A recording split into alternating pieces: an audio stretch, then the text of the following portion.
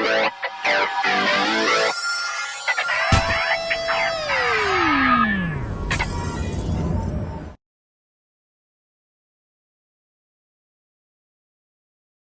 Silver Circle is here at Freedom Fest 2010, and we have the pleasure to sit down with the former governor of New Mexico and also the chairman of Our America Initiative, Mr. Gary Johnson. So thank you very much for sitting down with us today. Megan. Absolutely. So there's tons of things that I want to cover with you, but your track record really goes to show that personal responsibility is at the core of advancing liberty.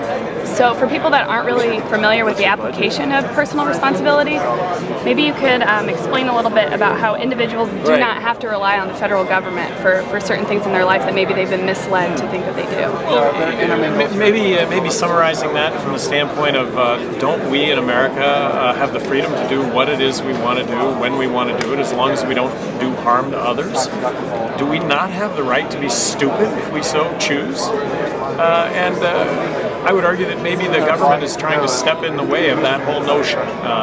Look, I think the government has a role to protect us against other individuals that would do us harm, whether that be personal harm or whether that be property crime of some sort, but that's kind of where it ends. Maybe you can also explain why is it so important to slash spending in government? Well, everything for me is a cost-benefit analysis. Everything. What are we spending and what are we getting for it? And right now, I'm just outraged over the fact that 43 cents out of every dollar that we're currently spending in this country is borrowed. And it's just absolutely not sustainable. Spending needs to be slashed. I think we can just move in the direction of cutting spending significantly, that markets will improve. Markets will see that. When markets improve, people's confidence goes up. When people's confidence go up, they buy things. When people buy things, businesses hire because of the increased demand on goods and services.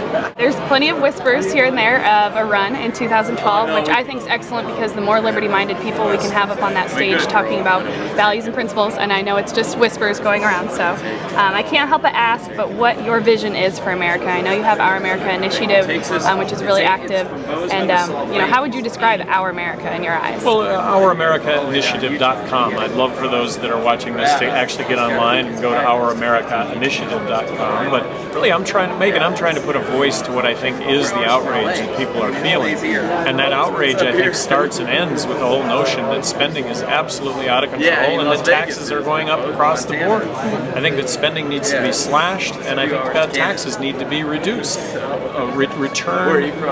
Put this country on a path to really increased economic activity and freedom, and the freedom that goes along with this. All this is rooted in personal freedom and liberty and the personal responsibility that goes along with that. If you were to be put into a position to make a call on on our economic situation tomorrow, what would be one of the first things you would do?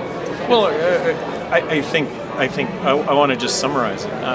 If I were the dictator tomorrow of this country, I would slash spending by 43%, believing that if we all sacrifice a whole lot, that we'll still be left with something, as opposed to if we don't do this tomorrow, we're going to be left with nothing.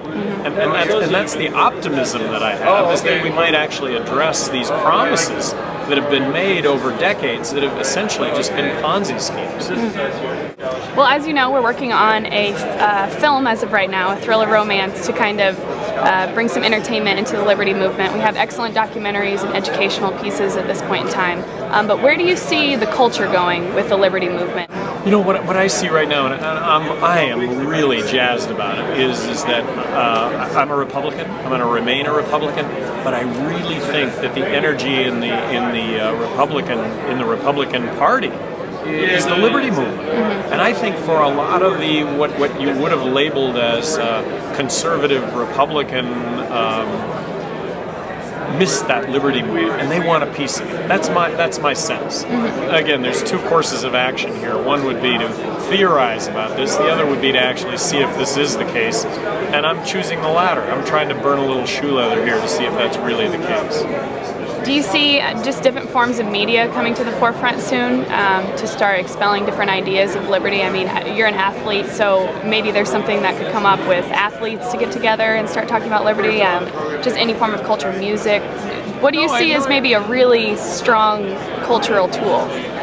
I wouldn't discount. I wouldn't discount any of those areas. I just point out that I'm going to get to ride in Ragbri, which is a ride across Iowa here at the end of the month, which just ought to be a lot of fun and a great way to see Iowa and have a lot of scheduled speaking engagements at the end of each day's ride. So you're riding with more than, it's going to be a group of people? Yeah, it's like 10,000 plus riders. Oh, wow. Yeah, it's Excellent. a big deal. So is it all, it's not a Liberty organization that runs it? No, not at all. No, okay. It's the state of Iowa that puts on this 450-mile, 6-day ride across Iowa. So I think I would like to take advantage of those kinds of things where, combine, it's all fun, but within that environment to actually be able to spread this message also, the liberty message.